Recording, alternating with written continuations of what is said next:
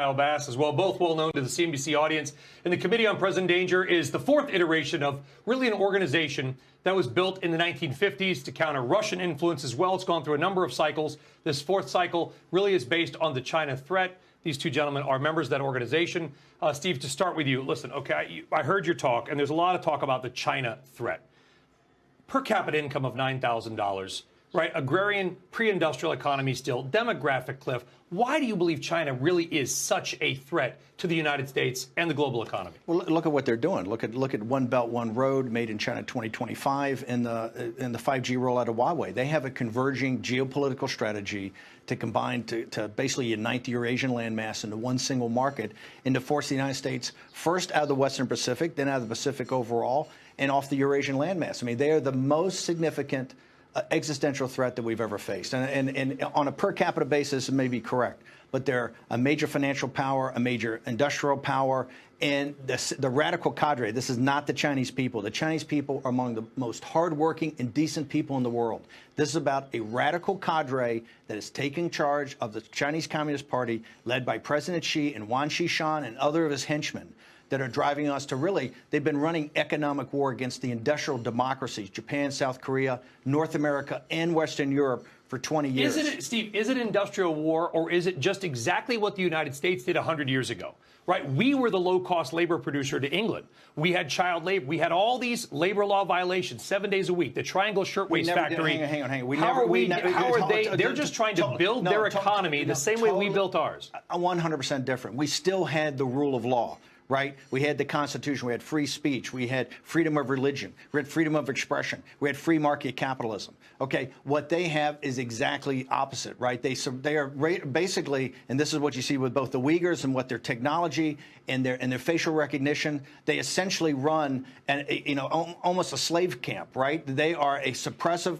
totalitarian dictatorship that the West has financed. It's totally different than the rise of the United States, which just was a rise of another developing country like India and others. You don't see what China is foisting on the world. And right now, they've got this predatory capitalism like the British East India Company that is this One Belt, One Road that they get these countries in debt traps, foreclose on the assets, and then take total control. So this is a radically different thing than the rise of America. I'll get to it in a second. I got to follow up one on that because you had a line in there which I think opened a lot of eyeballs because there's a lot of Wall Street people that were listening to you. And you said corporate America is the lobbying firm for the Chinese Communist Party and Wall Street is the investor relations firm for it. Really? Corporate America is funding the Chinese Communist Party? By the way, the funding, the entire operation of the Chinese Communist Party and what they're running in China is being funded by Wall Street, which Kyle can walk through, being funded by Wall Street. And corporate America, remember PBS or NPR had this thing the other day about intrusions into stealing intellectual property in American companies. They talked to a Treasury official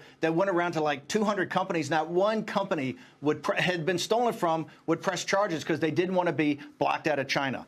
Corporate America today is the lobbying arm of the Chinese Communist Party, and Wall Street is the investor relations department. You can see this on President Trump's trade negotiation, which I say is basically an armistice on the economic war. When Li He comes to the United States, where does he go first? He goes to meet. He had a lunch. This is about 2 months ago. The Chinese trade representative reports to President Xi. He comes the first day. He has a lunch with representatives, the government affairs guys, and the COOs and the presidents of the biggest companies in China to put pressure on President Trump. All the pressure coming from President Trump to get a deal is not from the Chinese. It's from Wall Street. And it's from industrial America. Okay, Kyle, you've been critical of China and their economy and their banking system and their currencies for a long time. How to tie in what Steve is saying to what you're trying to do. Your first investor letter in 3 years came out today called The Quiet Panic, talking about Hong Kong. Do you believe the political issues there are bleeding into the markets, which, by the way, as I don't need to tell you, are the strongest performing stock markets in the world this year? Yeah, well, you have incredible debt-led growth in China, but I do agree with what Steve's saying, specifically about corporate America being the lobbying arm of the Chinese. Look at who fought CFIUS reform.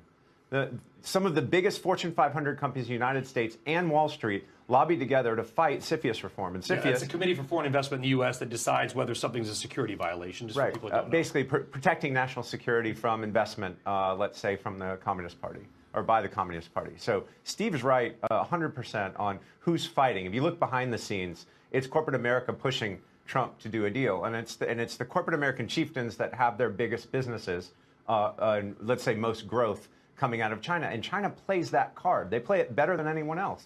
They open a market to very specific people to basically court influence with that person and going into the presidential office to actually change policy. Remember, before President Trump came, we had kind of these disparate movements and kind of talking to China. Now we have a whole of government. If you look at Pence's speech at Hudson Institute, we have a whole of government approach to really confront China on this economic war. This has never happened. Whether it was a Democratic administration or Republican administration, the permanent political class and their paymasters on Wall Street were totally all about strategic economic dialogue. That has allowed China to tap us along while they do more forced technology transfers, intellectual property theft, and keep this massive subsidies to state-owned industries. Steve, corporate America, public companies anyway, have a fiduciary duty to maximize their shareholder value. Can you blame corporate America from going into China and trying to get the best deal possible? Corporate America has. I went to Harvard Business School and worked at Goldman Sachs. And you lived in China, correct? I've lived in China off and on. I've owned businesses over there. I worked at Goldman Sachs. I've worked on deals, cross-border deals, for 20, 30 years.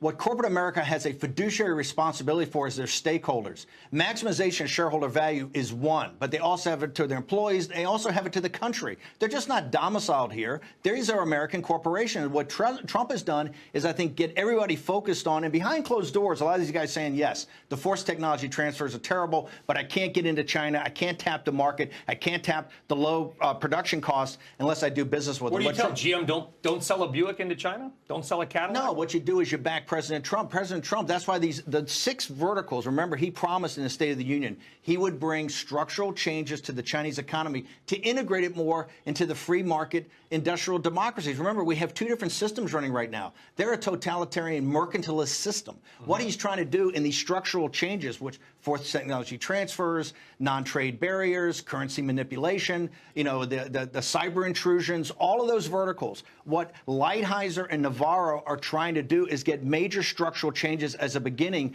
to really bring China more into what I call the Westphalian Western democracies, the nation state, and not just so that they're the center of the manufacturing universe. People should look at. They don't call it one belt, one road anymore, right? Because they knew the terminology looked like they were trying to dominate the Eurasian landmass. They don't call it Made in China 2025 anymore. They haven't talked about that in 6 months because they understand the West was starting to wake up under Trump to say, hey, look, unless we confront this today, not just tap it along, unless we confront it today, in 5, 10, 15 years, they're going to be the dominant economic power in the world. Your newsletter, though, Kyle, there's 2 systems as well economically. There's domestic and there's Hong Kong. Right. Hong Kong has got this sort of unique system. There's a story in the Journal the other day about how we can't sell satellites to China, but these Hong Kong-based companies can lease them because they're under sort of a different sphere. And I don't want to misquote you, your newsletter effectively says that the Hong Kong dollar needs to drop because Hong Kong is what? Just like you correctly predicted, subprime is a bubble? Well, I think, look, something that was fixed 36 years ago for different economic and political reasons doesn't have the same economic and political reasons to be fixed today.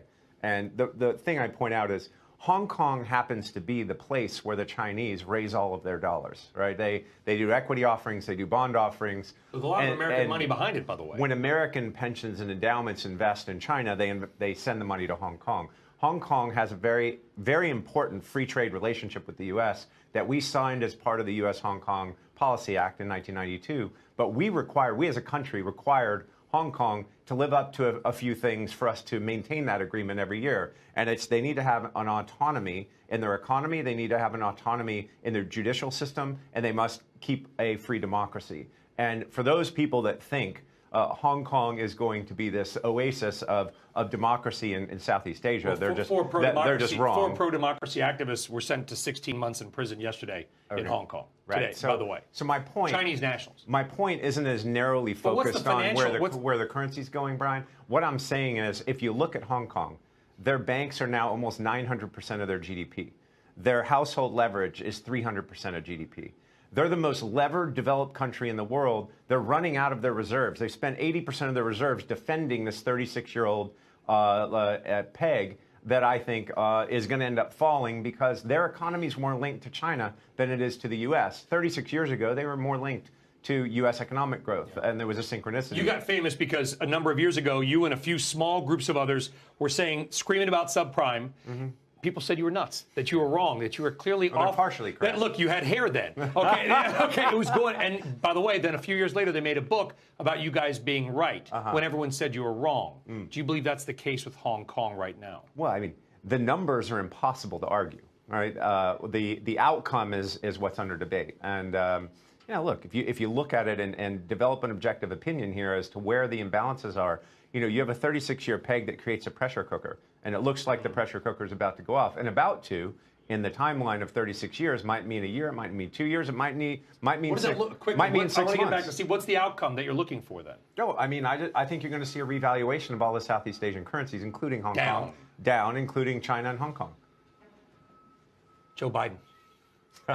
I think, first off, Joe Biden's going to Pennsylvania today to try to cut into. He understands that he's got to deliver the Midwest and the industrial blue-collar workers, the Reagan Democrats that came over and voted for President Trump. He's in Pittsburgh today. He's a total hypocrite. What he should do, first he should explain. Why is he a hypocrite? Well, this way, in 2013, he took his son on Air Force Two, I think it was, and the son, a week later, cut a $1 billion deal with the Bank of China on a private equity fund. Remember, we kicked off, I worked on Clinton Cash with Peter Schweitzer for years, which was the thing that got the Clintons rolling and put them under spotlight of the corruption. We also did one that I took off for the White House in the campaign, but Secret Empires specifically calls out the Bidens. And what Joe Biden's got to do, he's got to talk about his relationships with senior members of the Chinese Communist Party. He's got to talk about his relationships with financial institutions, he and his son, where this $1.5 billion fund came from. And Biden was part of the Obama administration. They looked the other way when those stationary islands were built in the South China Sea, which is the single biggest national security threat to the Western democracies, is closing off the South China Sea.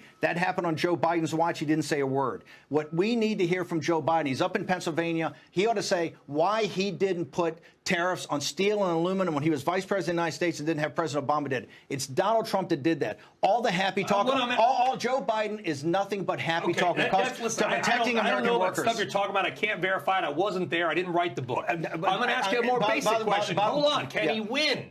You said the other day to Joe Kernan on CNBC the other day, maybe a month and a half ago, that it was Kamala, Beto. I think somebody was like the Kamala, combination that could beat Trump. Can Biden win? Absolutely not. Joe Biden will not win their primary. You're seeing peak Biden right now. Joe Biden will not be able to stand up in this primary process, and no chance of that he can take on Donald Trump one-on-one. He doesn't have the stamina. He doesn't have the smarts. He doesn't have the actual get into combat with somebody like Trump. Trump, and I think the Democrats are going to understand that. I think you're seeing peak Biden right now. But what Biden's got to understand, he starts going around and blowing smoke up, talking to blue-collar workers. He's from Scranton, for Pete's. Hold on, I've got to ask you. Then why did he not defend these workers? Why did it take Donald Trump to do it? We're out of time. I got to ask you this. Do you believe what's going to be the culmination of the Mueller report? Will Donald Trump, your former boss, be impeached? Absolutely zero. They're not even. I mean, the Mueller, people should read the Mueller report. There's absolutely there's absolutely no collusion, as Donald Trump said, and I actually recommended don't fire Comey because there's no collusion. It's in there. There's no collusion. There's no obstruction. And so I think this thing passes. The Democrats are going to try to, like I said, this is going to be the 6 months of terrible